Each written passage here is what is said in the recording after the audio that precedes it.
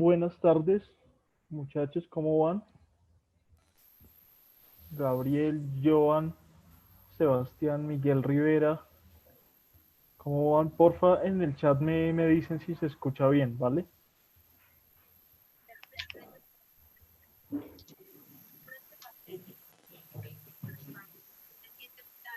Ya en 2 minutos empezamos, eh, pero para ir adelantando algo y digamos tener más,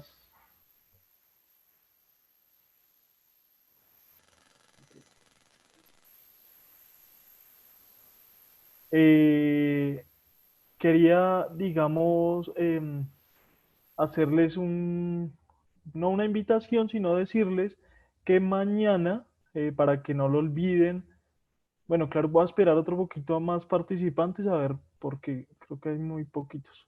Hola, Luz, ¿cómo vas? Esperemos un poquito y ya les digo a todos.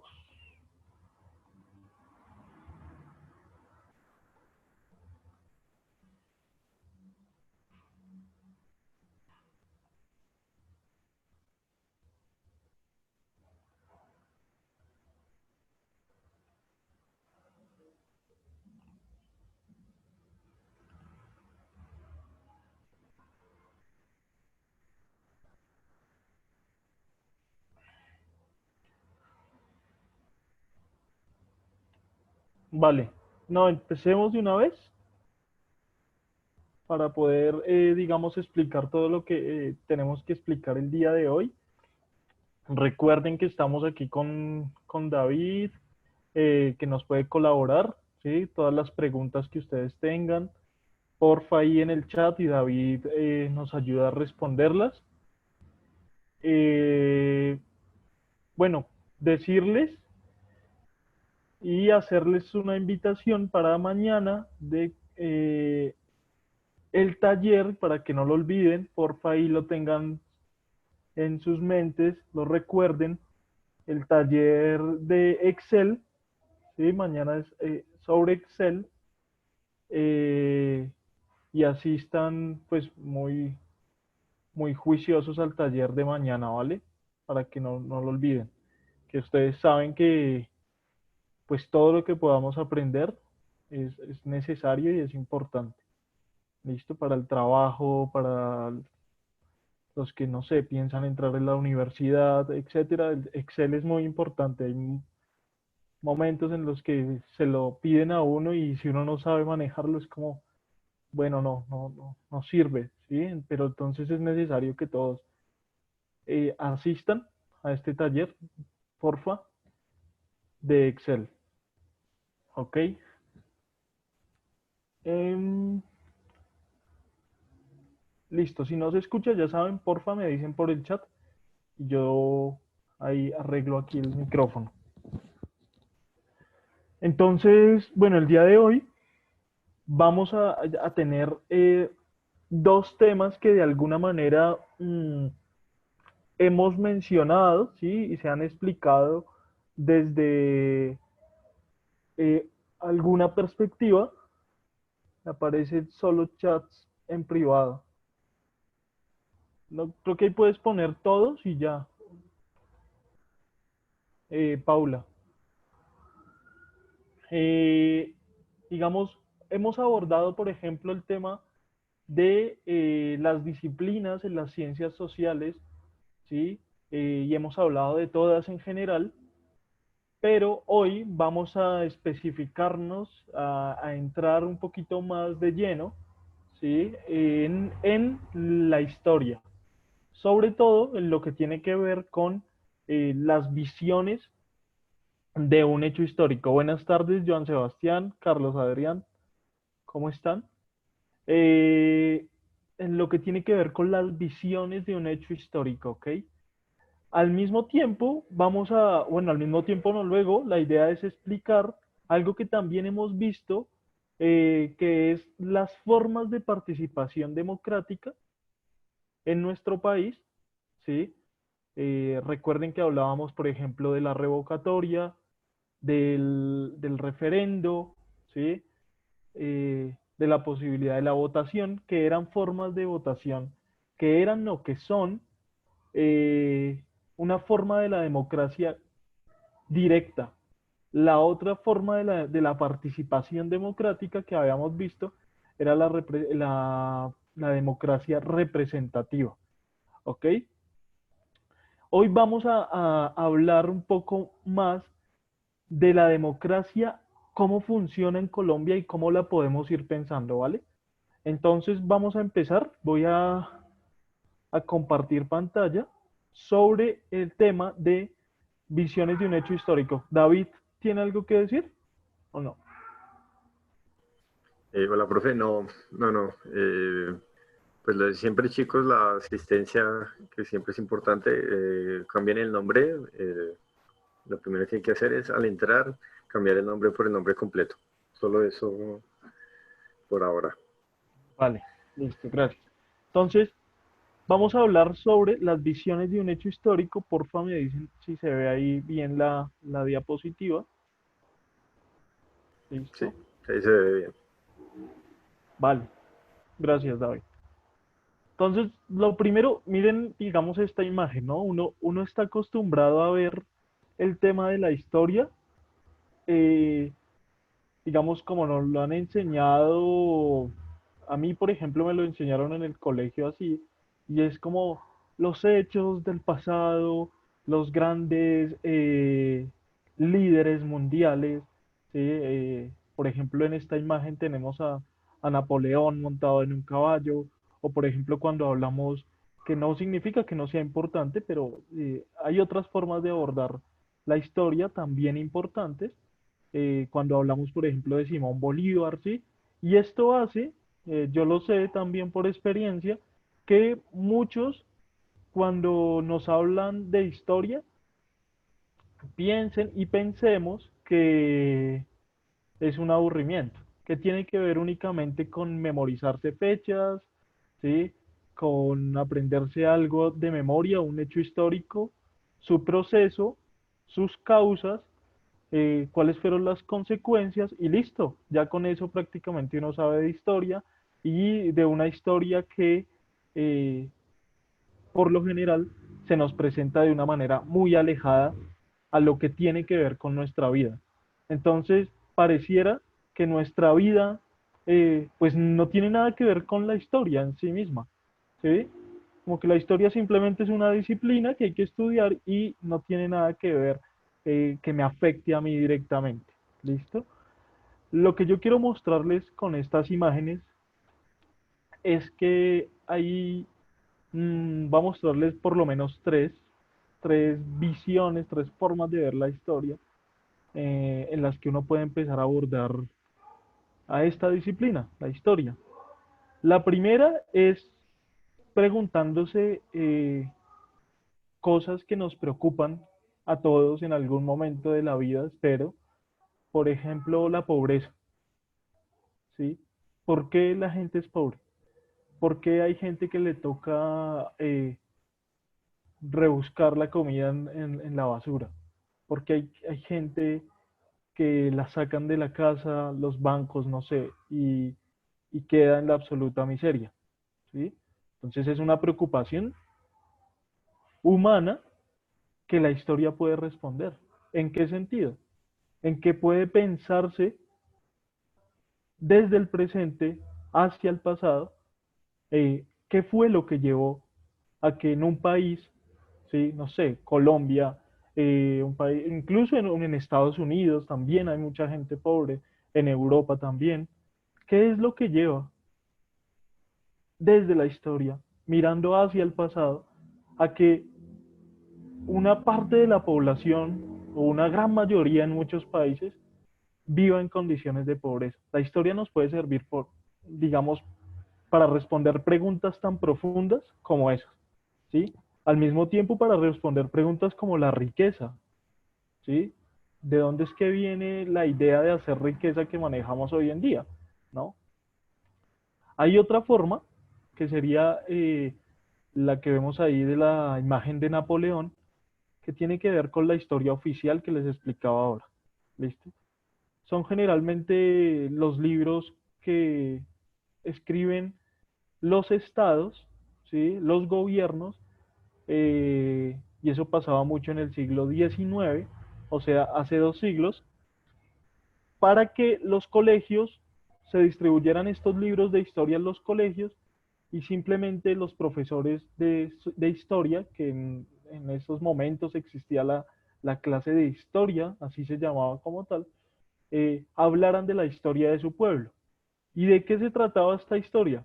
De lo que les contaba hace un momento, de los grandes presidentes, ¿sí? De los personajes más reconocidos de la historia, por ejemplo, de Colombia, ¿sí? Los eh, líderes patriotas de, de la independencia, luego los líderes del Partido Liberal y Conservador, y de eso se trataba, de que conociéramos esa parte de la historia, sobre todo política de un país. ¿Listo? Esa es otra manera importante de ver la historia, ¿sí? No quiero decir que hay que negarla, pero lo que quiero mostrar es que hay muchas otras formas también de verla. Y tengo esta tercera, mírenla ahí. Esta es la cultura colombiana. Si uno, bueno, no toda, pero una parte. Si uno quisiera representar en parte a Colombia, yo creo que me, estas fotos de alguna manera definirían a Colombia, estas imágenes de abajo, no sé, el show de Yo Me Llamo, las telenovelas, ¿sí? Eh, la historia también se puede preguntar por eso. Venga, ¿cuál es nuestra cultura? ¿Cuáles son nuestros modos de pensar, de sentir, de hablar, nuestras creencias? ¿Sí? ¿Por qué nosotros vemos este tipo de programas? ¿Sí? Eh, revisemos hacia el pasado para pensar qué nos ha llevado acá. ¿Listo? Porfa, muchachos, voy a mirar el chat. Creo que para ver, y David también, porfa, si algo me avisa. Buenas tardes, David.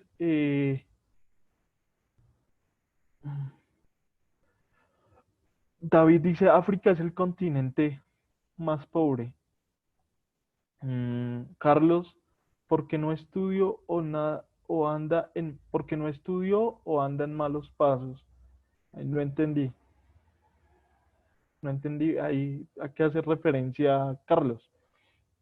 Entonces eso, listo, vale, tenemos una forma de verla que es analizando problemas como que nos interpelan a todos, que nos hacen poner mal muchas veces, y es hay gente muy pobre, hay gente muy enferma, hay gente que es muy débil en la sociedad, muy vulnerable en la sociedad. ¿Por qué hemos llegado ahí? Si eso podríamos preguntárnoslo. ¿Qué ha pasado en la historia económica de un país para que eso ocurra?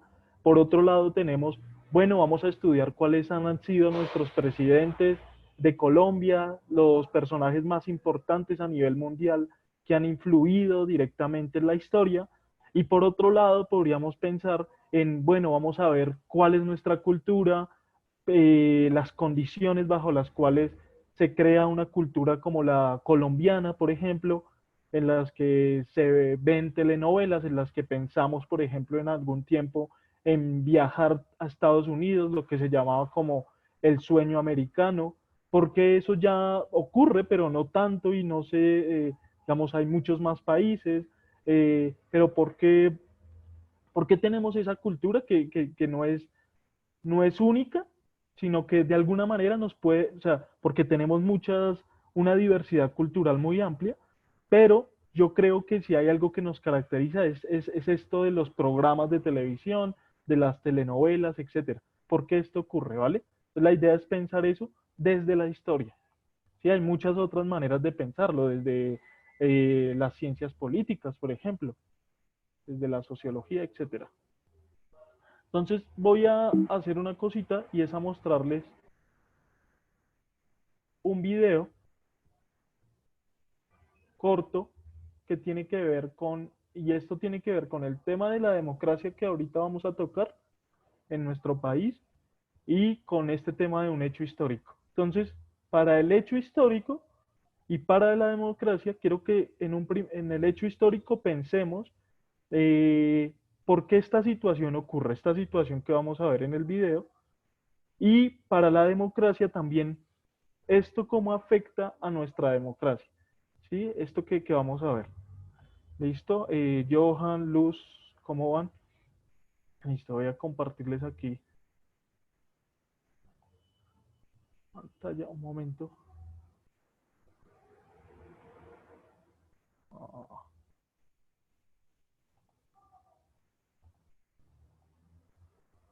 Ah, aquí, creo que ya se ve.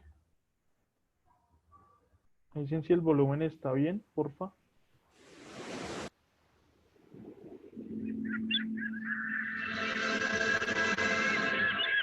No lo vamos a ver completo, ¿vale? Es largo.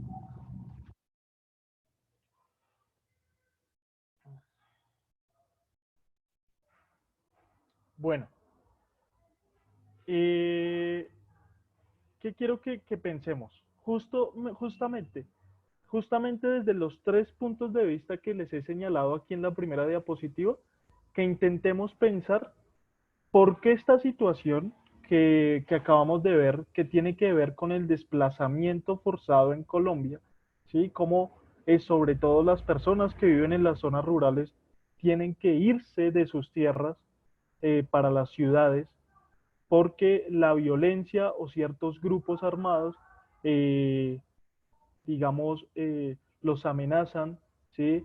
Y porque quieren tomarse también las tierras de estos campesinos, ¿sí? Tiene mucho que ver con eso. También las amenazas van por cuestiones ideológicas, hay personas que no se someten a los grupos armados, etcétera. Entonces, quiero que pensemos esto en la historia desde una visión económica, que sería la primera imagen de estos niños recogiendo comida del suelo, una visión histórica económica, una visión histórica que sería la de Napoleón más política, ¿sí? Y una visión cultural, ¿ok? Que sería la de nuestros programas de televisión. Quiero que pensemos en los tres, el que quiera irnos respondiendo en el chat, cómo desde la cultura podemos explicar esta situación del desplazamiento forzado en el campo. Cómo desde la política se puede explicar esa situación y cómo desde la economía ustedes explicarían esa situación, ¿vale? Es para que participen.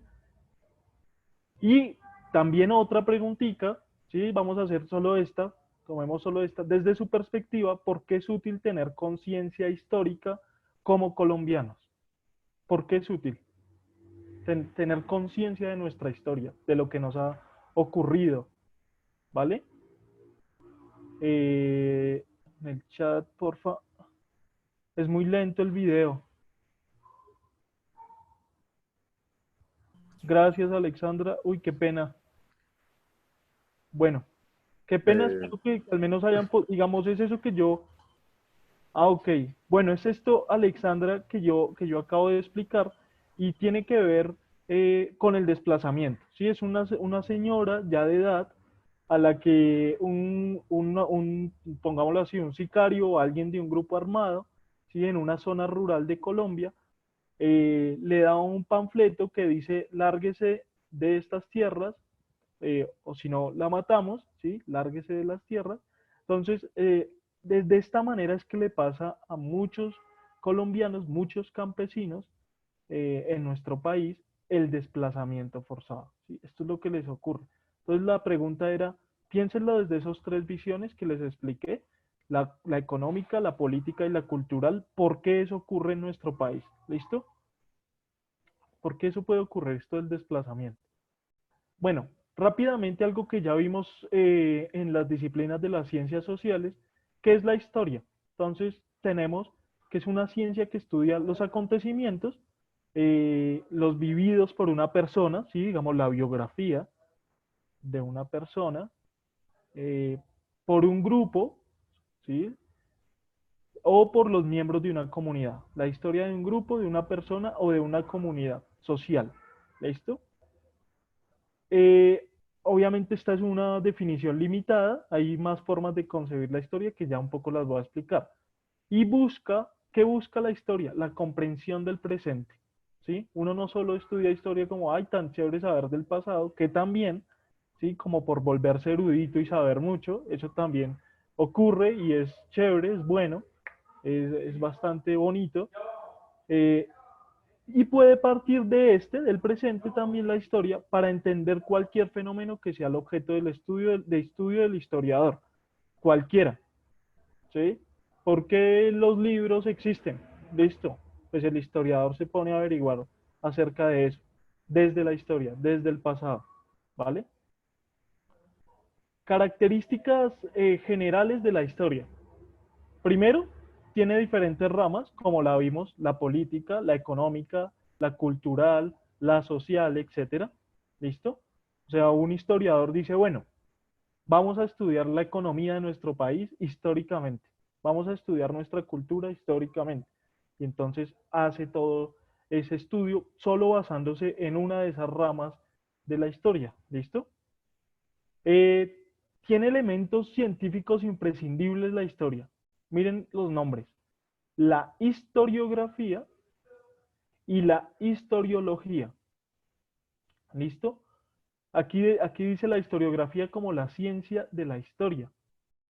¿Qué quiere decir esto? La historiografía es la que se encarga de definir, y esto también está unido con la historiología, de definir cómo se escribe la historia, ¿sí? Cómo debe ser escrita la historia, a partir de qué conceptos, a partir de qué corrientes ideológicas. Y la historiología de su epistemología, es decir, cómo se conoce un hecho histórico. ¿Sí? No es solo cómo escribirla, sino cómo se conoce, cómo hacemos para conocer eh, mm, el Bogotazo que nos pasó acá. ¿Sí? Entonces, se aparecen también, junto con la historiografía, conceptos, estudios, métodos que nos permiten acceder a este hecho histórico, ¿vale? Con la historiología, que va muy unida con la historiografía.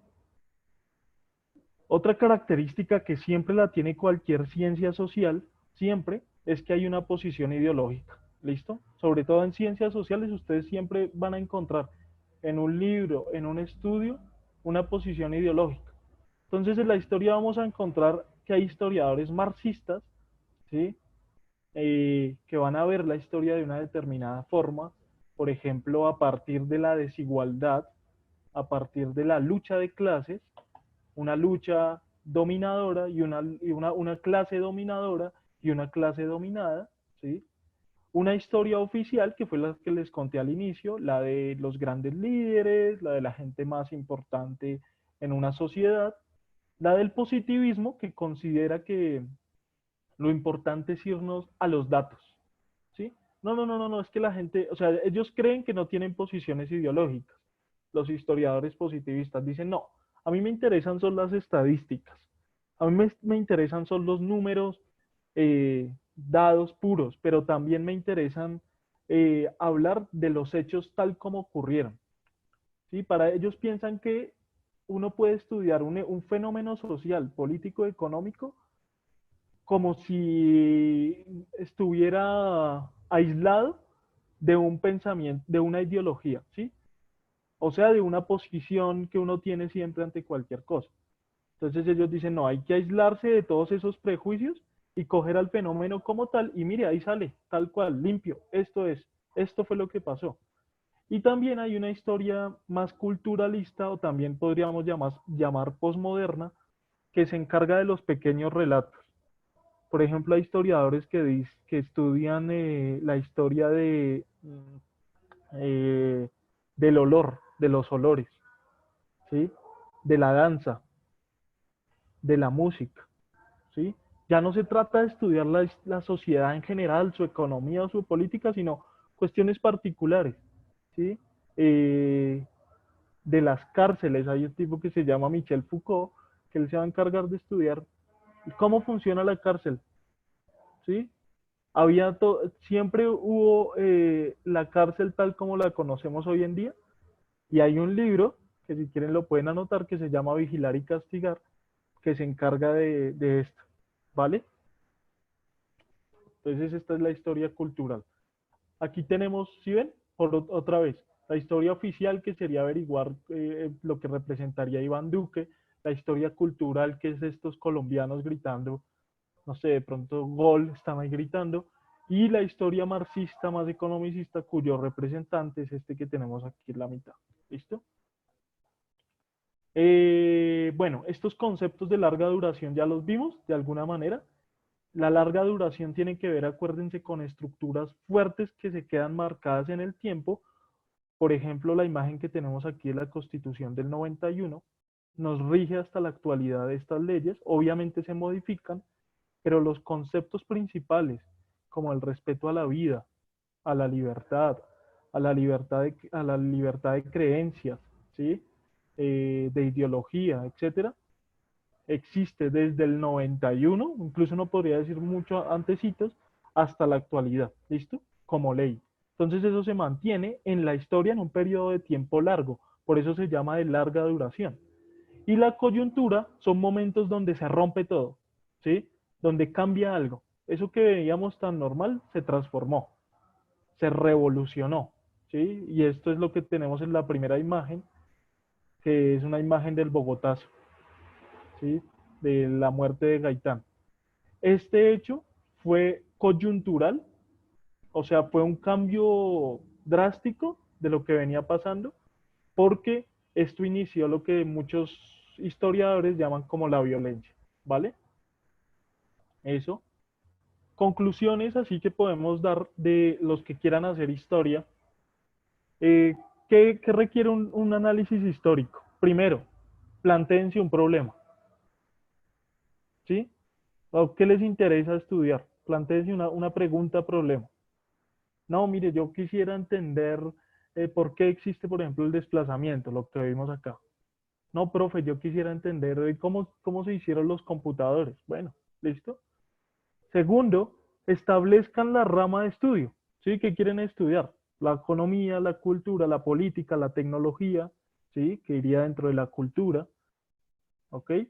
Determinen una corriente historiográfica, que fue la que vimos, ¿no? Lo que tiene que ver con una corriente más culturalista, ¿sí? Otra corriente más marxista, ¿vale? Determinar eso es importante para uno saber por dónde se va a ir en el estudio y precisemos las fuentes. Ahí en historia se habla de fuentes primarias y de fuentes secundarias. ¿Cuáles son las fuentes primarias? Entonces, son las que, por ejemplo, no sé, Lucenit escribió algo, ¿listo? Que en un tiempo pasó a la historia, no sé, por allá en el 2050 va a pasar a la historia de pronto la biografía de Luz o algo que haya escrito ella. Entonces, ¿qué pasa? Yo como historiador voy a ir a la fuente primaria. ¿Cuál es la fuente primaria? El escrito directo de Luz. ¿Listo? La cojo, sí. Yo voy a escribir algo, voy a ponerle el mismo título a mi libro que voy a escribir sobre la biografía de Luz. Entonces, Tim, escribo, bueno, biografía de Luz, basándome en lo que ya escribió, ¿no? Y entonces ya, lo publico. Y mucha gente, digamos David, viene y dice, uy, yo quiero estudiar esa biografía de Lucenit, ¿sí? Entonces David no coge la fuente de Luz, porque ya se perdió en la historia, pongámoslo así, eso que tú escribiste, sino que coge mi fuente, es decir, una fuente secundaria. ¿Listo? Después de tener todo esto claro, muchachos, se puede empezar a escribir un libro, o sea, de Eh, historia. también hay ¿Vale? que... Ah, perdón, profe. Pues hay otras ramas de la historia, ¿no? Otras ramas que se enfocan en el estudio de la historia a través de las ciencias. Está como la arqueología, la geología, la paleontología, la cartografía, la historia natural, la cronología, Sí, sí, sí, la epigrafía, es verdad. etcétera. Es verdad. Aquí, gracias David por esa precisión, la tenía que hacer al principio. Yo aquí me basé en la historia en tanto que simplemente estudio de las sociedades humanas en lo que ocurre en su vida económica, política, etcétera. ¿Sí? Esto que expliqué. Pero existen las otras que acaba de mencionar David. Entonces, la arqueología. Entonces ya dice, bueno, vamos a hallar una civilización muy antigua y lo que se ponen es a escarbar en la tierra, a buscar en las primeras construcciones de la sociedad griega, ¿sí? Etcétera, etcétera. La paleontología también tiene su manera de operar, pero aquí quiero basarme solamente como en esto que acabo de exponer, ¿listo? Estas imágenes eh, aquí abajo tenemos Alfredo Molano, es un sociólogo de la Universidad Nacional, se reconoce como una de las personas que más conoce de la historia de Colombia y digamos es importante que conozcamos sobre él, tiene pueden ver las clases que tiene en YouTube, digamos como para iniciar entendiendo el conflicto colombiano o algo así. Y un libro que siempre es indispensable en historia es La violencia en Colombia. ¿Sí? Son 2 tomos de estos historiadores colombianos, ¿vale? Entonces ahí para que, venga que están, David, es importante estudiar historia para entender y saber cómo ha llegado a existir la sociedad en la que vivimos.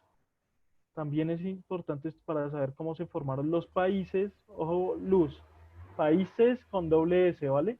Los océanos y las montañas, también, ¿sí? Una historia geográfica, ¿vale? También, sí, sí, sí. Listo, vale.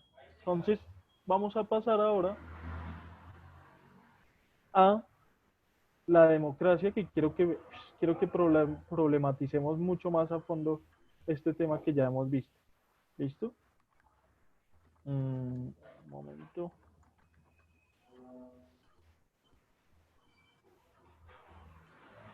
Entonces, un momento, qué pena.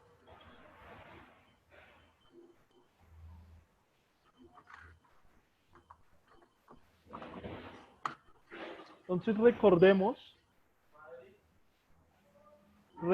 lo que ya vimos de democracia participativa, democracia directa y democracia representativa. Tengo otra vez el mismo problema con, bueno, no sé por qué. Ahí se ve, David, sí. Profe, sí, ya está bien.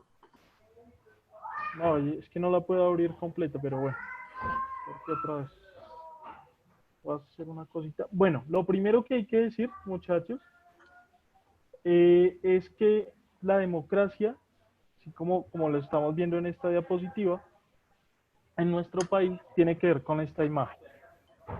Espero que ustedes me den sus impresiones de la imagen, qué piensan. David, no sé, todos los que quieran decir algo. Tranquilo, Manuel. Juanita, Luz, Irene, listo. Entonces aquí pasamos al tema de la democracia. Eh, yo veo, perdón, ¿puedo decir? ¿Puedo hablar, profe?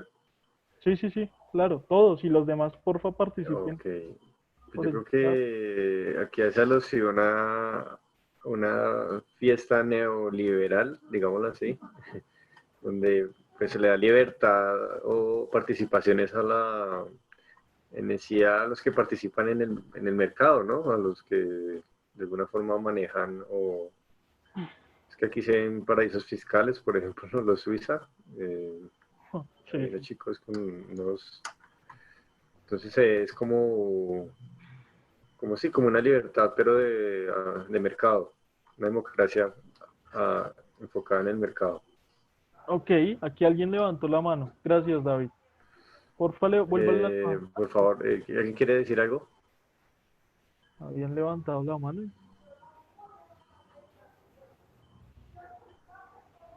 Bueno, ahí estamos Bueno, pendientes para el que quiera levantar la mano.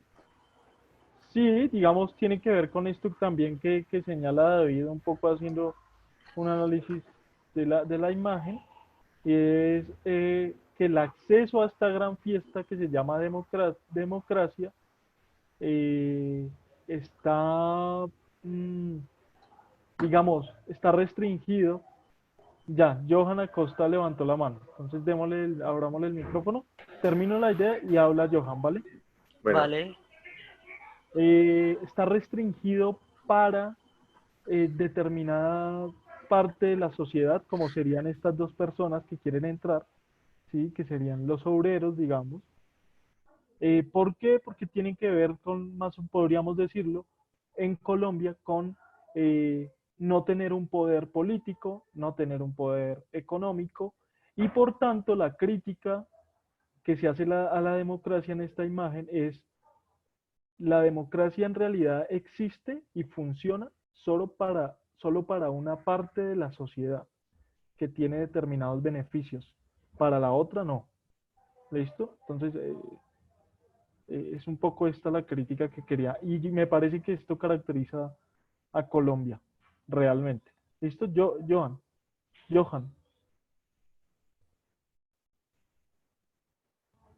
ya puedes hablar, Johan. Johan, ya puedes.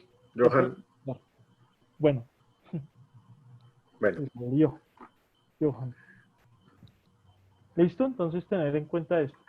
Eh, ¿De qué manera la violencia en nuestro país afecta a la democracia? Que fue la pregunta que les hice ahorita con el video que vimos. ¿Sí? Y consideran ustedes, David, todos, que los poderes económicos influyen o también afectan a la democracia. ¿De qué manera? ¿De qué manera la afectan? Pensemos un poco en eso, ¿vale? Yo creo que hay que tener unas consideraciones para hablar de la democracia en Colombia y es tener unos conceptos claros. Estos: oligarquía, república, monarquía y dictadura. ¿Sí? Esto tiene que ver con la forma de funcionamiento de un Estado, los conceptos. Entonces quiero que vayamos pensando mientras defino esto, en cuál de estos colocaríamos a Colombia, nuestro país, y por qué también. La oligarquía, miren, es el poder que está en manos de unas pocas personas pertenecientes a una clase social privilegiada, ¿sí? Los más ricos, los que tienen un poder político, entonces esa clase social la que ha tenido el poder durante un buen tiempo y, digamos, manejan el país o el Estado a su antojo. La república, que sería otra forma de manejar el Estado, es el ejercicio del gobierno que recae sobre una o varias personas. Estas son elegidas mediante voto popular para representar los intereses de los ciudadanos. Y la república también tiene que ver, o sea, este es el concepto de la democracia, ¿no? La república y la democracia son dos conceptos que van muy de la mano. Pero la república también tiene otra definición, que es la separación de los poderes, ¿sí? Recuerden lo que vimos en alguna clase, las ramas públicas del poder, ¿cuáles son? La legislativa, ¿sí? El Congreso que hace las leyes, la ejecutiva, los que, por ejemplo, el gobierno, que son los que administran los recursos, el dinero de un Estado, en este caso sería Iván Duque, ¿sí?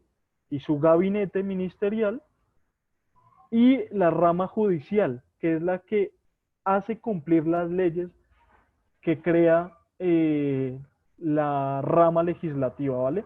Entonces ahí tenemos la justicia, toda la justicia, y la fiscalía principalmente, que es la que nos juzga a nosotros. ¿Listo? ¿Por qué esto es importante separar poderes? Para que no haya una dictadura o una monarquía, ¿sí? Y ya vamos a ver qué significa, que ya la habíamos visto de alguna manera. También hay una cosa que es importante de la república como ideal, y es que busca la igualdad entre todos los seres humanos, ¿sí?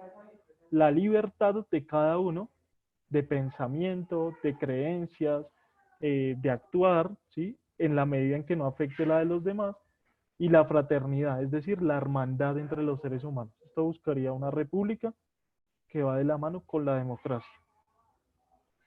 La monarquía tiene que ver con una sola persona, como lo vimos, un rey, que tiene el cargo de manera vitalicia, o sea, por toda la vida, hasta que se muera, hasta que accede, y accede de manera por derecho y de forma hereditaria, ¿listo?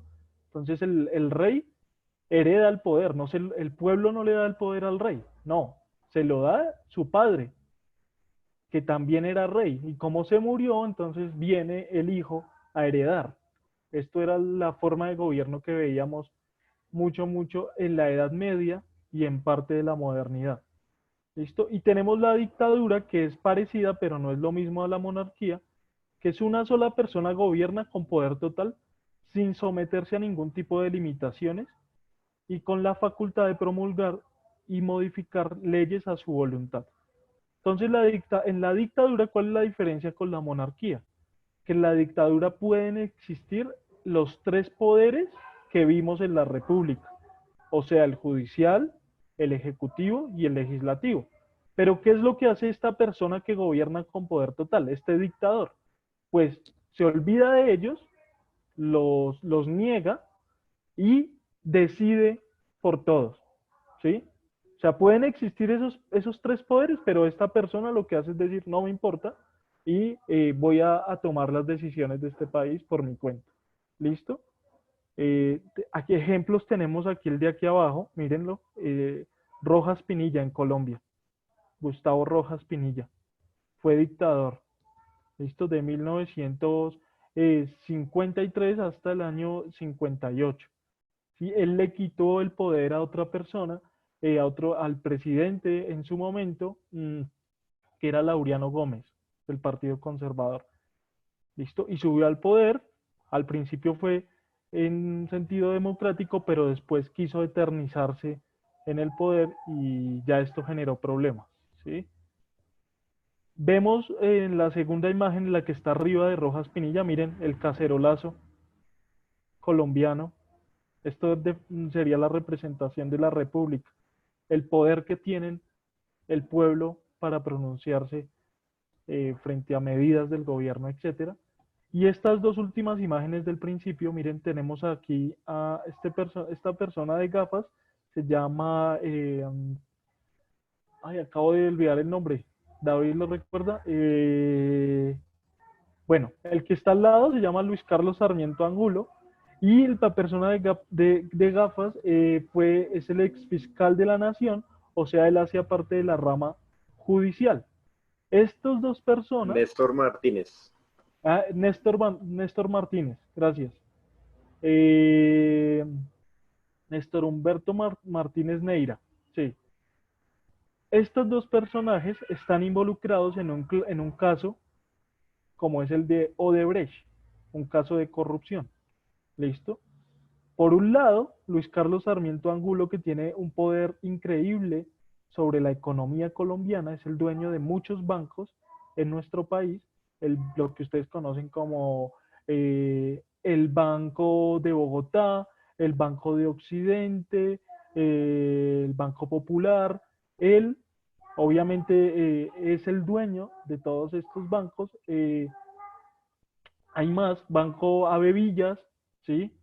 Y entonces hay un monopolio del capital bancario, ¿sí? Financiero, en las manos de este personaje, Luis Carlos Sarmiento Angulo. Y la persona de gafas, que era el ex fiscal, fue abogado de las empresas de este empresario, de este banquero. ¿Listo? Entonces, esto es una escenificación, una representación, a mi modo de ver, no sé ustedes qué pensarán, de la definición de oligarquía. Bueno, es que quiero leerlos, qué pena. Bueno, yo lo que veo es que la democracia es para los políticos, la clase social tiene mucho que ver. Ok, sí, sí, sí. A mí me parece que en Colombia sí funciona, pero me gustaría, Lucenit, que desarrollaras un poco ese argumento, que lo explicaras mejor, ¿vale? Profe, Sí, pues quisiera leer aquí algunos de los casos de corrupción más recientes, no sé, algunos. vale. Eh, por ejemplo, estaba el de Saludcop, me parece que fue 1.7 billones, ¿no? Billones de las IPS no habitadas, que fue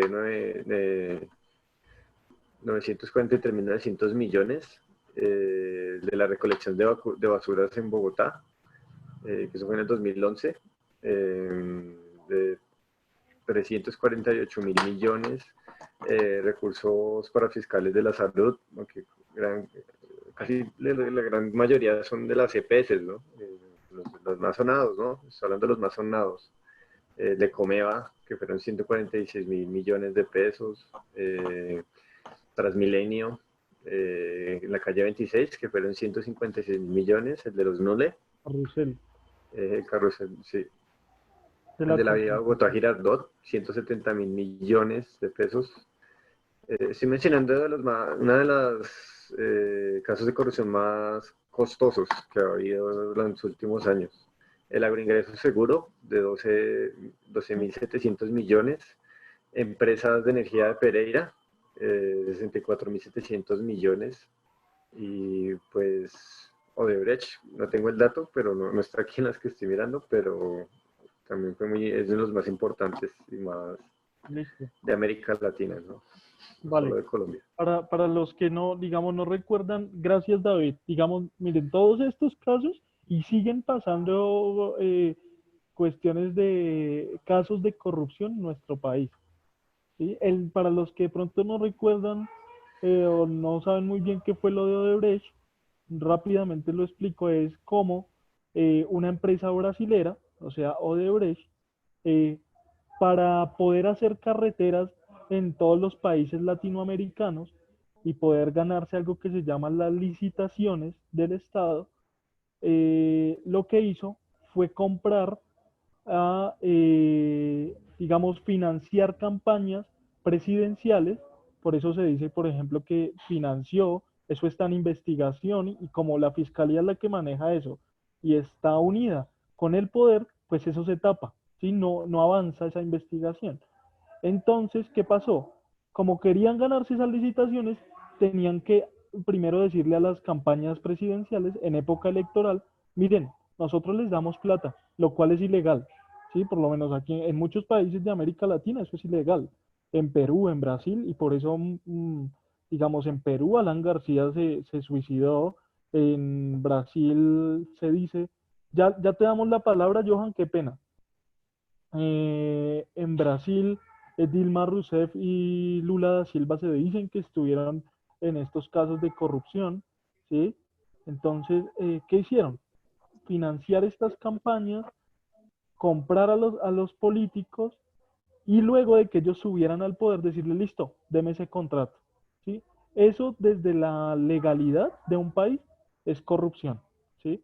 Y entonces para eso tuvieron que comprar no solo la campaña, sino también algunos políticos del Congreso, etcétera. Y este caso se vino a destapar hace 2 años más o menos, ¿sí? Y en Colombia es de los países donde está más atrasado esta investigación. ¿Listo? En parte porque este personaje, el fiscal, el que de gafitas, tapó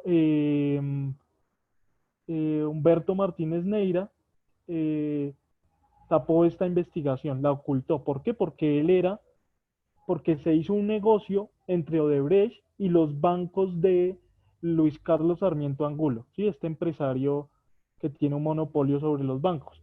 Entonces, Odebrecht, digamos, financió y se corrompió a los bancos colombianos, ¿sí? No, y obviamente ellos no dijeron, ay, me corrompo. O sea, ellos van a decir, no, fue sin querer, no lo sabíamos. Pero obviamente todas estas personas sabían lo que estaba pasando y por lo tanto este fiscal, pues como era abogado de este banquero, pues no le convenía al momento de ser fiscal abrir esta investigación a fondo, ¿no? ¿Listo? Entonces eso, entonces ahí les dejo como para que miren ustedes qué creen. Johannes Sebastián, ahora sí, que quería participar alguien aquí. Creo que sí era Johan Sebastián o Johan Acosta. Johanna Costa. Johan Acosta. Ya le habilité el micrófono, ¿vale, Johan? Gracias. Qué pena. ¿Por qué existe la corrupción en los países, digamos, que tienen muy pocos recursos? Bien. ¿Su merced qué piensa, Johan? ¿Qué, cuál sería su respuesta a eso?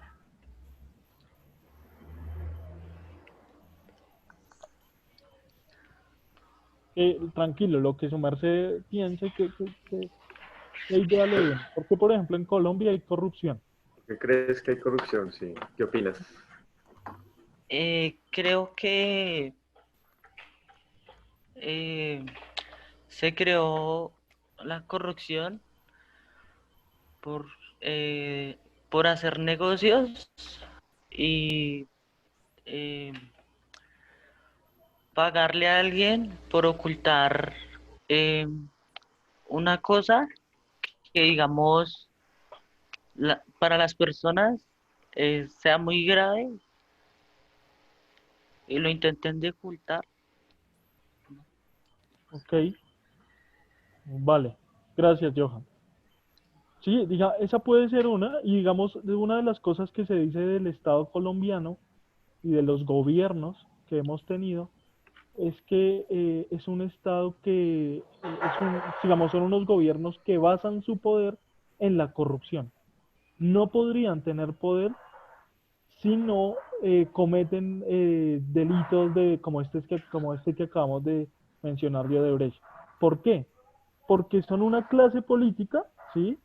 Una clase, sobre todo de ciertos partidos, eh, que dicen, bueno, si nosotros no negociamos con las grandes empresas, con los grandes mafiosos de nuestro país, en un tiempo con el narcotráfico, como el proceso 8000, los partidos de izquierda o los líderes populares van a tener más influencia y van a poder quitarnos el poder.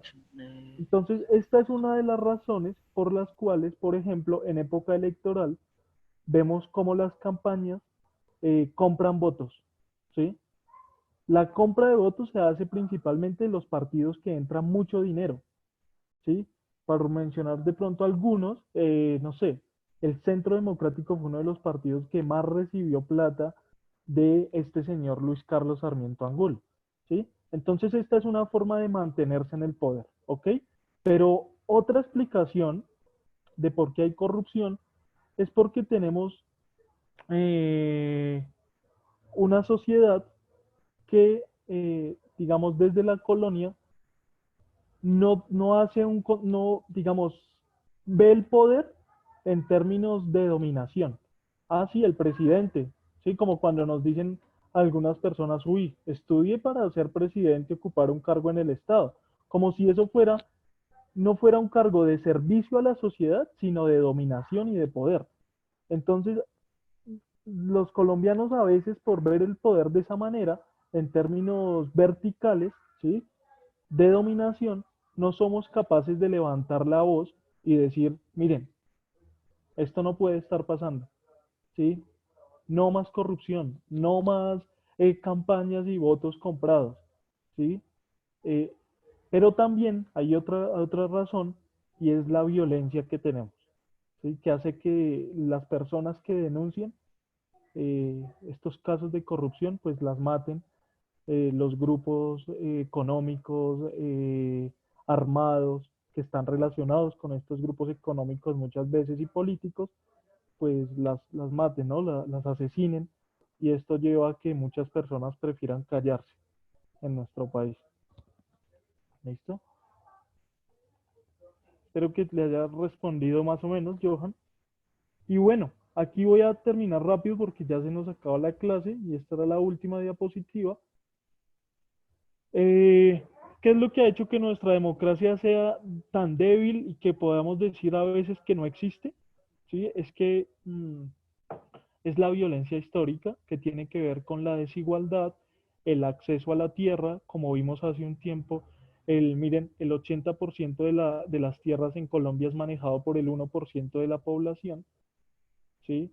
Y el 20% es por el resto de campesinos, o sea, es una desigualdad en el acceso a la tierra, porque el poder está concentrado en unas pocas manos y las personas que quieren subir las matan, las asesinan o les hacen trampa desde la corrupción.